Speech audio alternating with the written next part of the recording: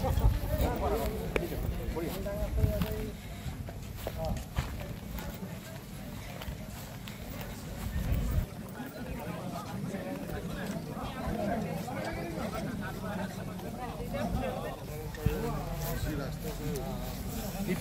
sama ni deh.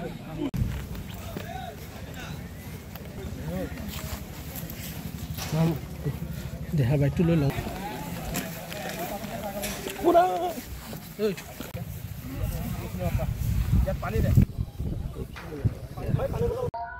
আজি লাচিত দিৱস আৰু এই পবিত্ৰ ক্ষণত প্ৰতিজন অসমীয়াক যাচিছো লাচিত দিৱসৰ হিয়া ভৰা শুভেচ্ছা। সমগ্ৰ ৰাজ্যতে আজিৰ দিনটোতে উদযাপিত হ'ব লাচিত দিৱস আৰু তাৰ ব্যতিক্ৰম হোৱা নাই শোণিতপুৰ জিলাৰ নদুৱাৰ সমষ্টিটো। নিশ্চয়কৈ মই বৰ্তমান উপস্থিত আছো নদুৱাৰ সমষ্টিৰ চতিয়াৰ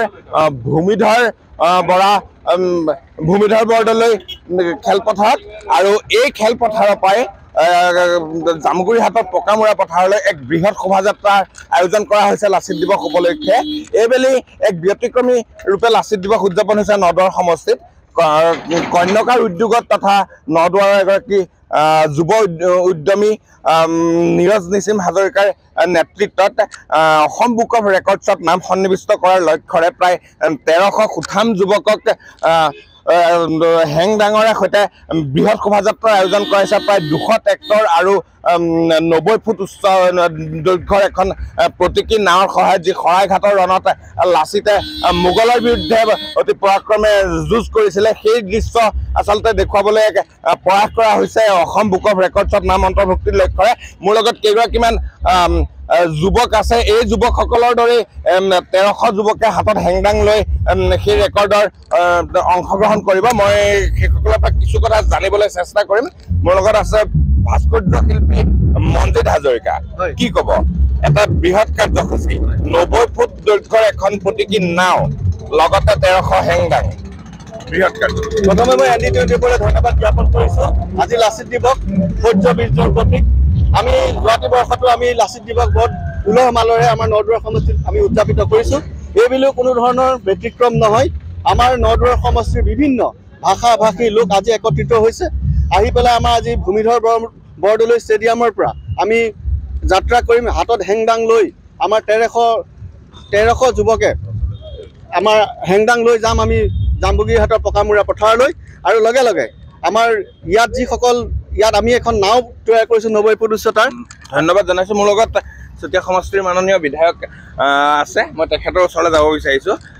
এটা বৃহৎ কাৰ্যসূচী আচলতে লোৱা হৈছে 1300 যুৱকে হাতত হেংদাং লৈ পেলাই অভিলেখ গঢ়াৰ লক্ষ্য লোৱা হৈছে। কি আপোনালোকে জানেই যে আছাম বুকছ অফ ৰেকৰ্ডত ইয়াত অন্তৰ্ভুক্ত হ'বৰ কাৰণে এক কাৰ্যসূচী তাতে পবিত্ৰ আমাৰ মহাবীৰ লাচিত বৰফুকনৰ জন্ম জয়ন্তীৰ পবিত্ৰ দিনটোত আমি হাতত অসমৰ শৌৰ্য বীৰ্যৰ প্ৰতীক হেংদাং হাতত লৈ আমাৰ জাতিটোৰ কাৰণে বা বীৰজনক শ্ৰদ্ধাঞ্জলি জনাবৰ কাৰণে এক ইয়াতে সমবেত হৈ যাত্ৰা কৰিব বাৰচৰীয়া পকামুৰা পথাৰলৈ। আৰু তাতেই আচলতে জাতিৰ কাৰণে আমাৰ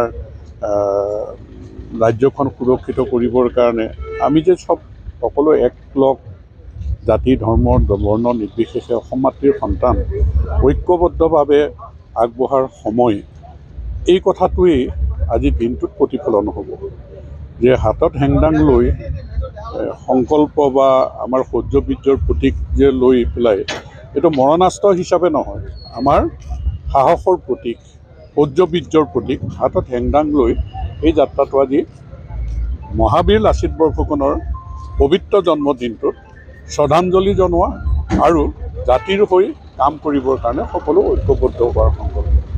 অসম বুক অফ ৰেকৰ্ডছত নাম অন্তৰ্ভুক্ত কৰিবলৈ চেষ্টা কৰা হৈছে। অসম বুক অফ ৰেকৰ্ডত তেওঁলোকে যোগাযোগ বা গোটেই কথাখিনি হৈ গৈছে। আজিৰ এই যাত্ৰাটোৱে মই আশা কৰোঁ যে অসম বুক অফ ৰেকৰ্ডছত স্থান পাব আৰু সমগ্ৰ অসমৰ মানুহে এই ক্ষেত্ৰত আমাক আশীৰ্বাদ দিব, সহযোগিতা কৰিব আৰু আমি বীৰজনাক বিশ্বতে প্ৰতিষ্ঠিত কৰিবৰ কাৰণে সকলোৰে দায়িত্ব আছে। গতিকে আমি নিশ্চয় এই পদক্ষেপে সহায়ক হ'ব বুলি আশা কৰোঁ।